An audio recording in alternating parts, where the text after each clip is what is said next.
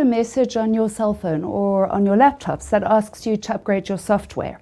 When you buy a new device or a new laptop, do you update your operating system and choose to get something that works faster, maybe change your virus protection? When we go through life, with our devices anyway, we're continually operating and updating our operating systems so that our devices work more effectively.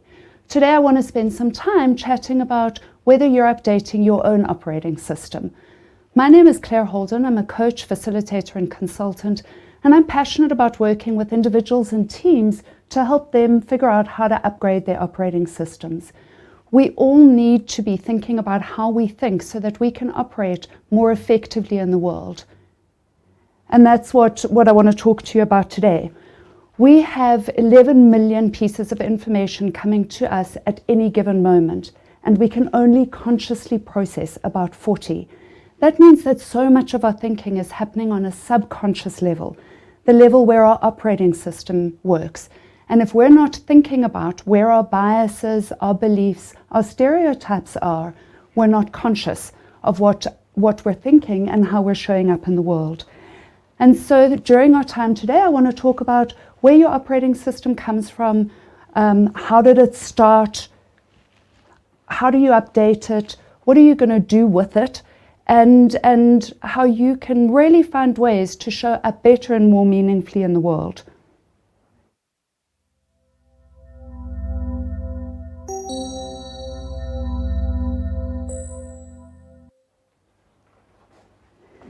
Thank you. So, I was born in 1974, so that means I'm not yet 50 years old. And in the time that I've been alive, television has come to South Africa, the internet and email has come to be. Apartheid has ended. We've changed the way we do things. Cell phones have been invented in my lifetime. That means that in less than 50 years, the world that I was born into is fundamentally different. And it's the same for a lot of us. The way we do things, the way we operate is so different from the world that our parents were in.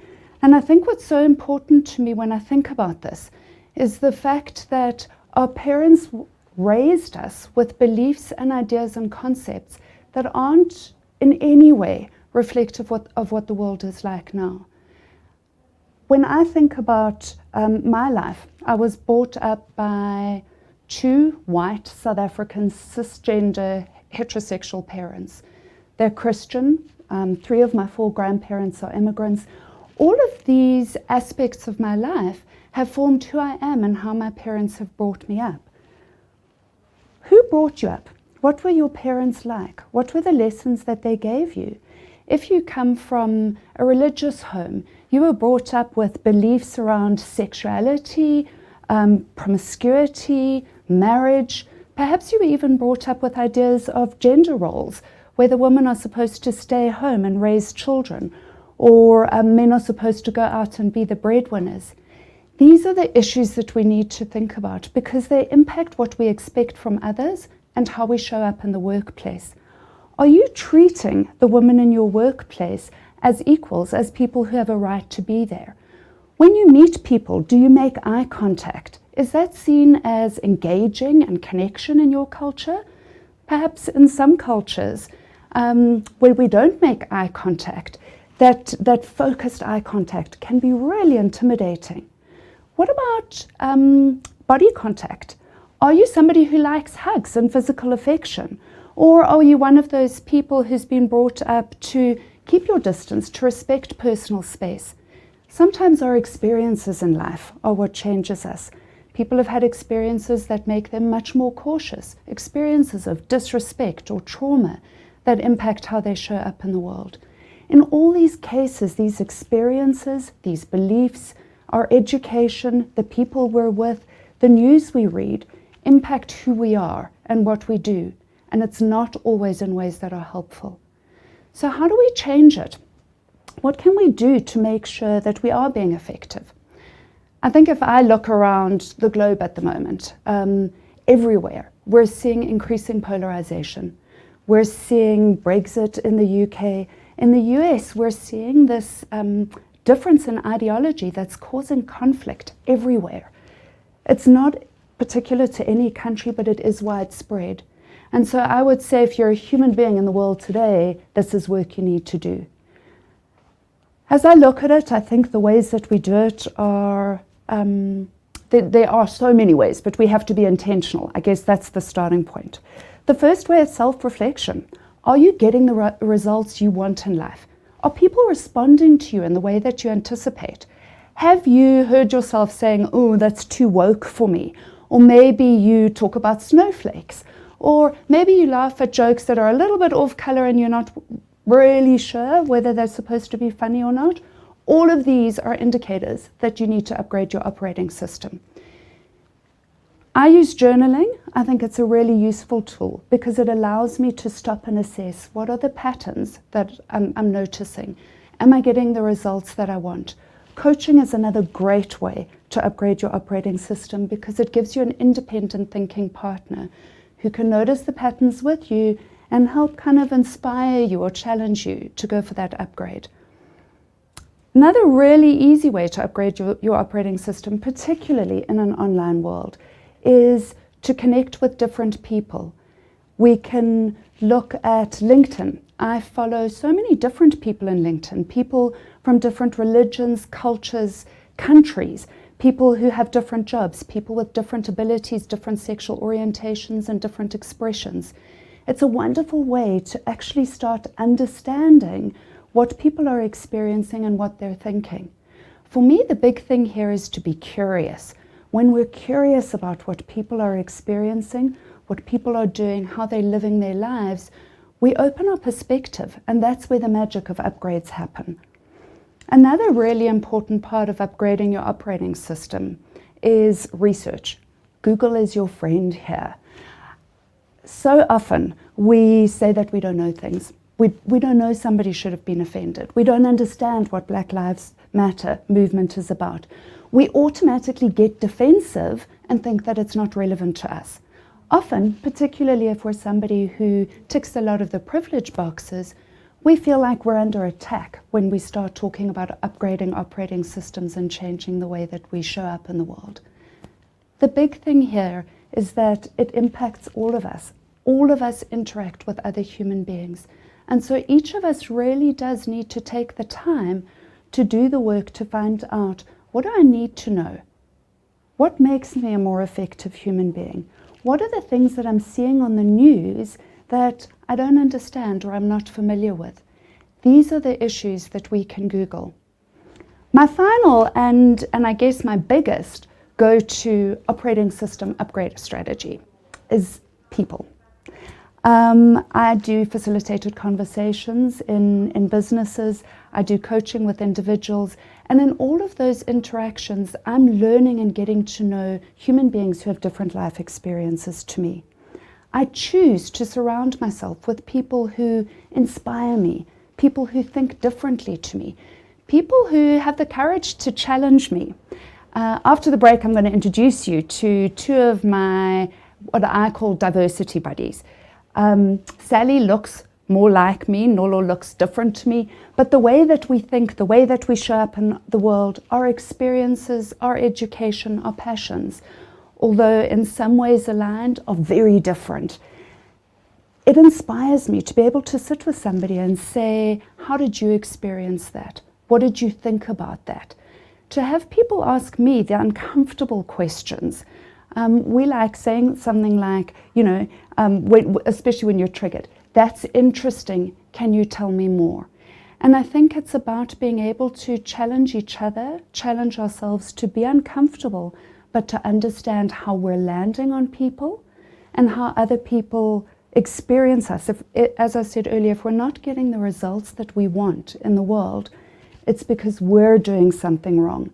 And that's when we need to upgrade our operating system. Thank you.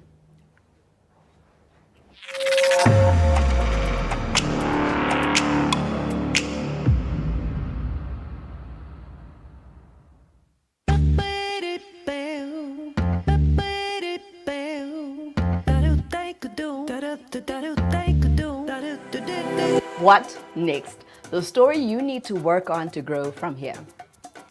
Now you've started your business, you've got a product out there, you've got a service going, you have some feedback, you've got an idea of who your customers are, you've got some engagement going on social media, and that's great. I hope that all this content has helped you figure out how you can get going in your business without the big funny stuff, but just small, simple steps that can gradually help you get out there. So think about, can you get a mentor?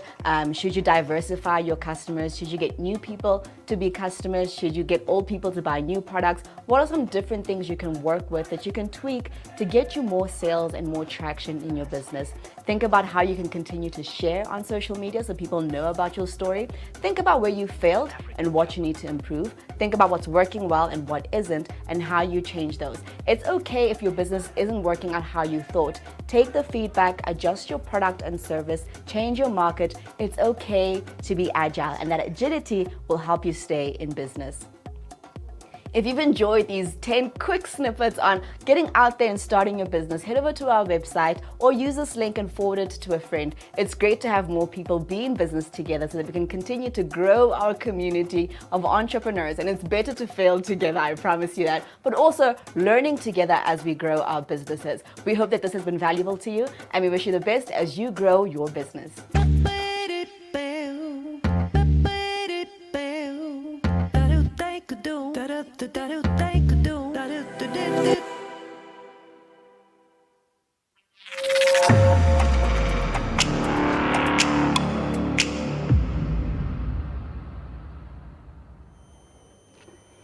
So I finally get to introduce you to Sally. Sally is CEO of Talk Solutions and an incredible thinker. Sally's partnered with me in producing, she's the brains behind the tech and the concepts, producing a diversity, equity and inclusion toolkit that really is designed to help people upgrade their operating systems.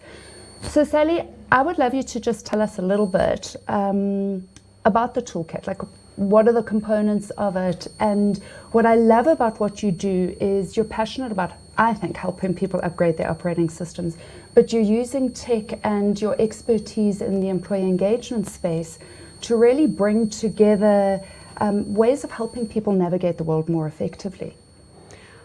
Well, thanks, Claire, and I do like being called the brains. I'm not going to lie, that sits really well with me. So I think that the big thing about the toolkit and about what we're trying to do is we're trying to take DEI and we're trying to make it available to everyone at scale.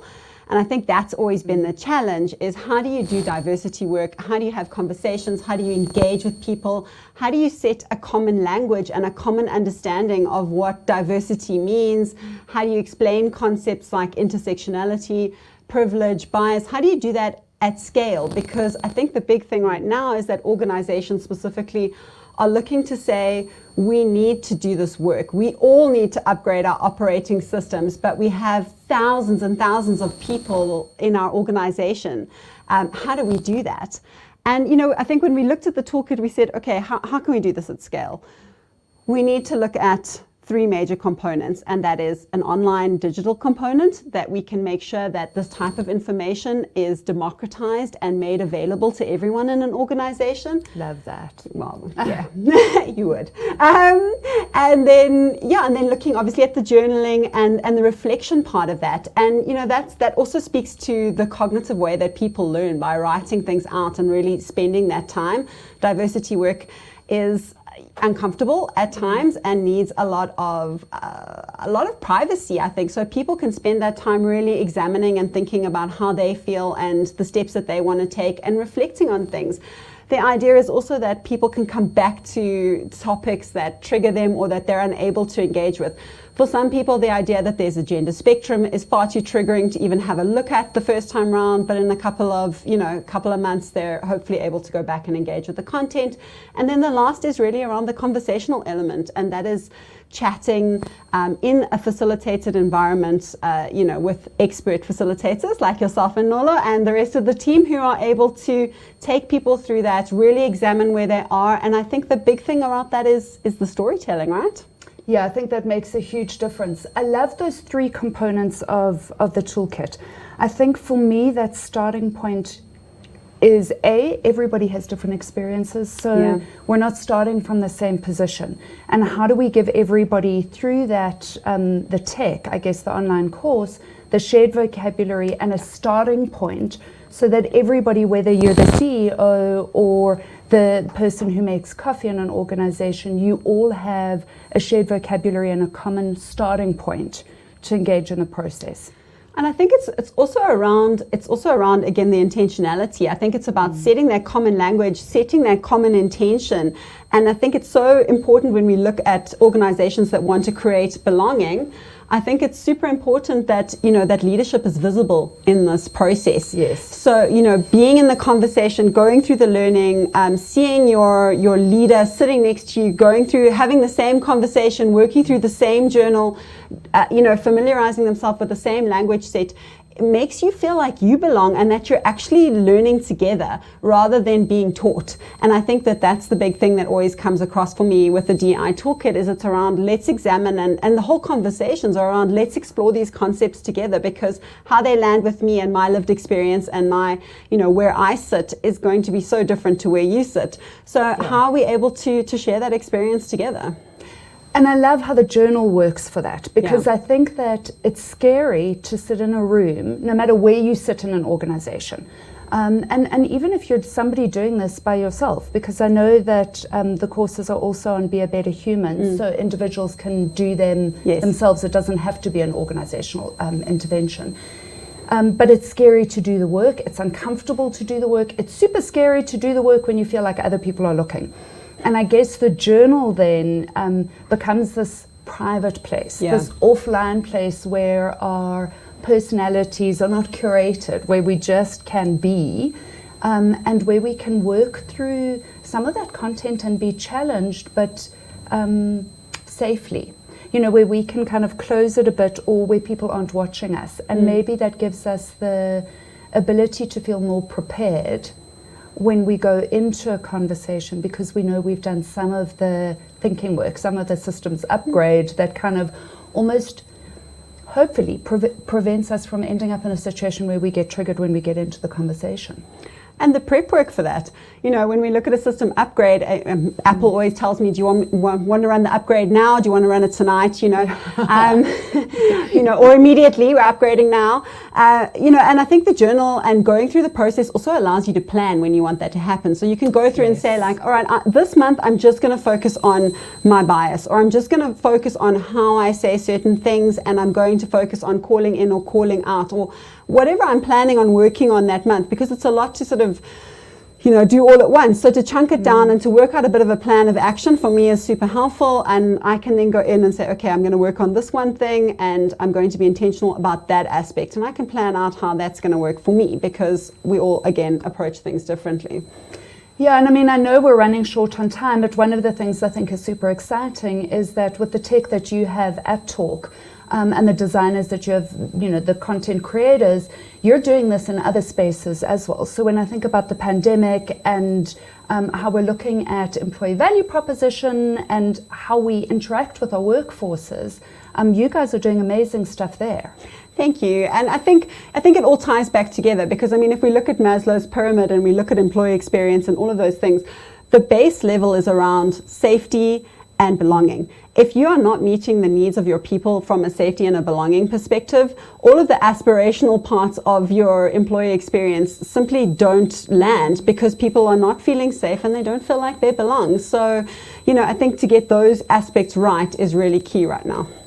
Yeah, I think that makes a huge difference. But I love the way that there's these easy, for the end user, maybe not for the people who are developing in the background, but easy ways that organizations can find to engage employees and to help them upgrade their operating systems without it feeling like hard work. Yes, we might be uncomfortable, but we know we didn't learn a new concept in maths without kind of having that initial, oh my goodness, am I going to be able to do this feeling? And so I think what's awesome is that you're finding ways to navigate, and I know it's kind of your pet peeve, but navigate a new world of work by giving employees the tools to be able to really brought into the conversation and become part of the experience in their workplace. Well, we're certainly trying. That's awesome. Thank you so much for Thank being you. with me. I'm so pleased that you're here. Oh, you're welcome.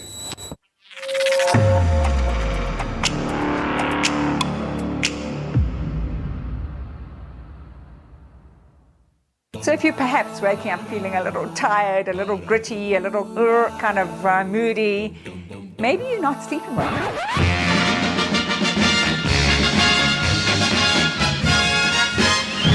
Sleep is your superpower. Eat, drink, movement, and other lifestyle habits. We talk about quantity of sleep, and yeah, we should be getting a certain number of hours, but really that's only half the story. We want that deep, slow wave sleep that makes you feel fantastic the next day. It's all about energy, va-va-vum. How do you work? How do you self-lead? How do you live your life vastly differently if you make sleep your superpower? On this course, you're going to learn about food. What should we eat? What is really going to enhance your sleep or detract from a good night's sleep? You're going to learn about alcohol. How does that affect your sleep? And then movement. How much movement during the day? What does that do for you? And how does it really enhance deep quality restorative sleep? So what I'd like you to do is I'd like you to press on the button below, have some fun, and see what tiny little things you can integrate into your life. They're quick, they're easy, they're seamless, they take no time at all. But if you start to think about what you're doing and how you're doing it vastly differently, you too will have more energy on a daily basis. Sleep is your superpower.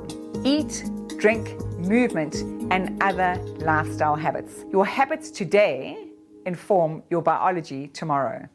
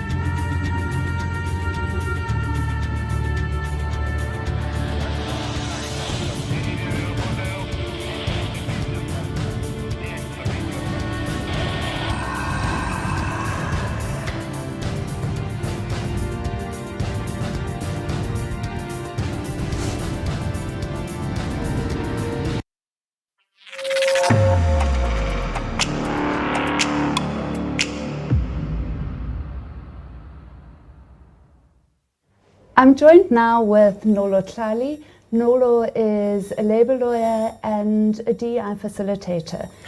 I have the pleasure of working with Nolo in conducting facilitated conversations in businesses and organizations, and I mean, I think we generally do it with anybody we meet who Yes. listen to us and be involved in conversation.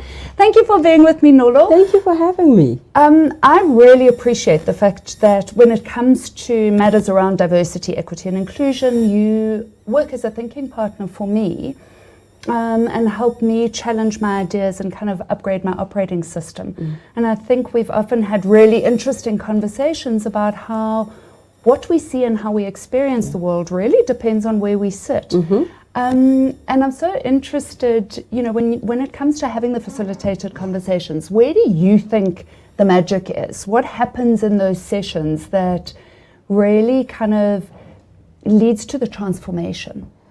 I always say, I think it's when we lean into the storytelling, I think as African people, as South Africans, it's part of who we are. It's part of our DNA. And there are parts of us that sometimes we want to let go because we think we're getting modernized. It's been very interesting for me in this when I think about how my grandmother would teach me through storytelling, right? And obviously I became a teenager and I thought I know better and I let that go. So it's been very interesting how when we lean into that space, it provides a safe space for everyone to tell who they are, to tell their lived experience, without necessarily using words like lived experience or psychological safety for that matter. When you give people that space, because we all have a voice, right? It's just that, can I use it? Do I have the space to use it? Is it important enough? Does what I have to say matter? And it always, it makes me sad how many people think what they think doesn't matter, how many people think that their voice is not important. And so through storytelling and facilitated conversations, we're able to do that, right? We're able to give the space, but also share parts of ourselves. Because you can't ask someone to be vulnerable, then you're not being vulnerable. So it's not about making it about us, but sharing parts. And the things you learn about people, it always strikes me that a lot of what we know about each other are glimpses from a movie, a TV show, a book, a magazine. It's not actually from what people actually go through, and how much we have in common, and how much we focus much on our differences, but a lot of us have a lot of things in common. The way we were raised, the way we run our households. And once you see the person behind an experience, it's very different. It's very hard to now ignore that someone is going through this, right? It's easy to label a whole collective. But when you start seeing the people behind life experiences, it definitely brings a different spin. So for me, it's always exciting because you get to know so much about people. I think that's what the difference is. It's not like your typical, let's train you, let's give you information, but we want to know, teach us. As we learn from you, you learn from us. How do we do that? So that's what I love doing. I love that, and I love that idea of the ongoing learning, Yes. but also that idea of being seen and Yes. being heard. Yes. I think that often in our businesses we don't, but even in our families, Yeah. even in our friendship groups, we don't slow down enough to stop and say, tell me about you, I want to understand who you are, what's happening for you. I know that one of the concepts we use when it comes to conversations, facilitated conversations, and where the magic of transformation happens in diversity, equity, and inclusion is the idea of head, heart, hand. And so we have the kind of learning component of the course in the journal that really is the head. We have the heart component. Do we carry on talking or have we lost it? We're going to pick it up in 10 seconds, the light.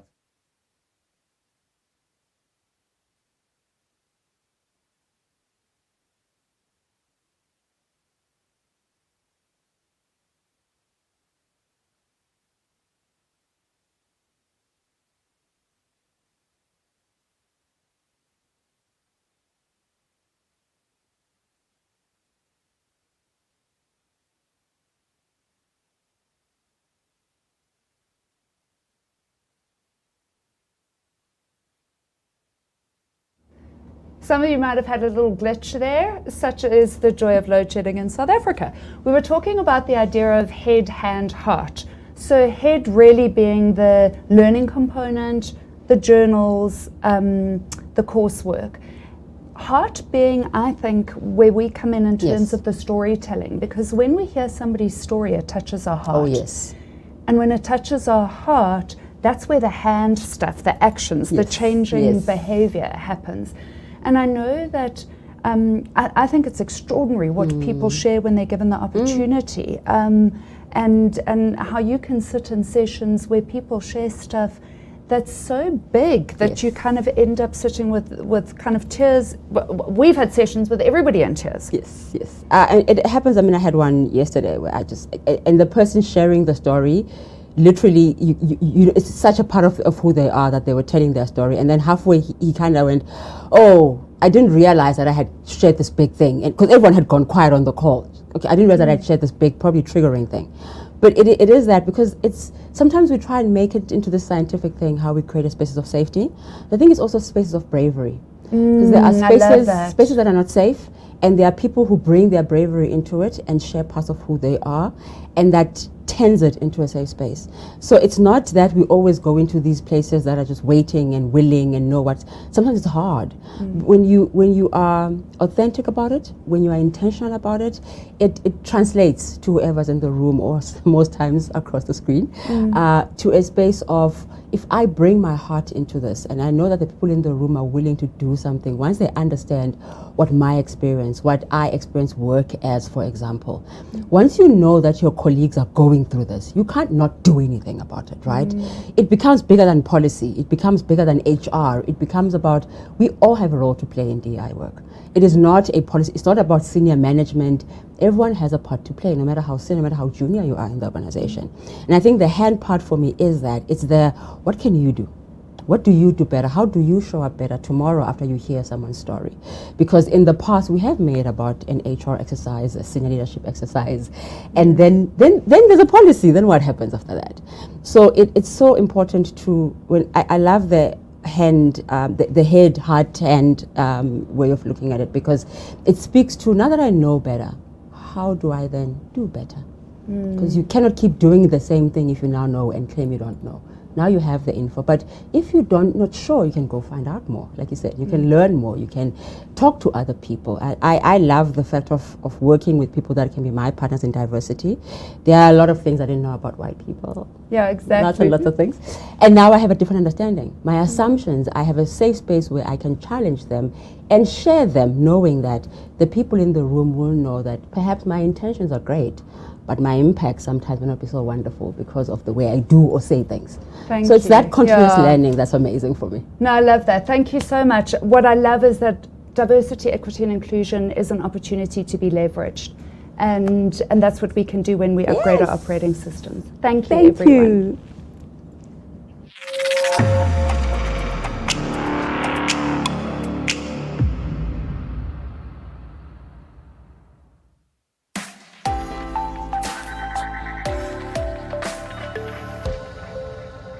Hello.